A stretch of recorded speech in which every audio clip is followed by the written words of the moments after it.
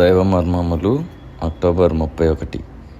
సహోదరుడు భక్త సింగ్ గారి అనుభవంలో దేవుడు ఆయనకు బయలుపరిచిన మర్మములను అనుదినము పంచుకొనుట. మీరు అవిశ్వాసులతో జోడుగా ఉండకుడి, వెలుగునకు చీకటితో ఏమి పొత్తు. 2 కొరింథీ 6:14. రిబ్కా ఆత్మీయమైన స్త్రీ.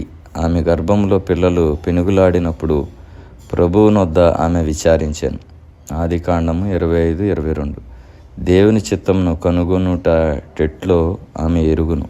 సరి అయిన ఏర్పాటు చేయుటకు దేవుడు ఎలియాజరు దైవజ్ఞానం ఇచ్చినని సంగతులని చూపించుచున్నది.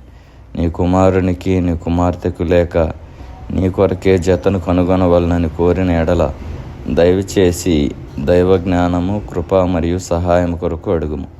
దేవుని చిత్తం ఎరుగుట ప్రతి పరీక్షను పెట్టుము, మరియు నీ అభిప్రాయం చేత, జ్ఞానం చేత లేక తీర్మానముల చేత నడిపించబడవద్దు. ఆదికాండం 24:63లో ఇస్సాకు ధ్యానించుటకు లేక ప్రార్థించుటకు పొలములోనికి వెళ్ళినట్లు చదువుచున్నాం. ఎలియాజరు అతని కొరకు కన్యకను వెదుకుచుండగా ఇస్సాకు ఆ విషయమును గురించి పొలములో, ఓ ప్రభువా, నా కొరకు సరి అయిన ఏర్పాటు చేయగలుగునట్లు ఎలియాజరును నడిపించుమని అతడు ప్రార్థించి ఉండవచ్చును. అబ్రహాము, ఎలియాజరు మరియు ఇస్సాకును ప్రార్థించి ఈ రీతిగా వారు దేవుని చిత్తమును కనుగొనగలిగిరి. ఇది నీకు మాదిరిగా నుండనిము. ఈ విషయంలో ఏ పొరపాటు చేయవద్దు.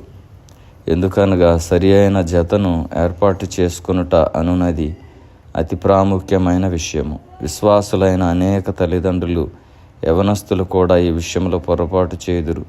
మించిపోయిన తరువాత బాధపడుదురు. చుట్టూ ఉన్న అనేక అసంతోషకరమైన గృహములను చూచి హెచ్చరిక పొందుము.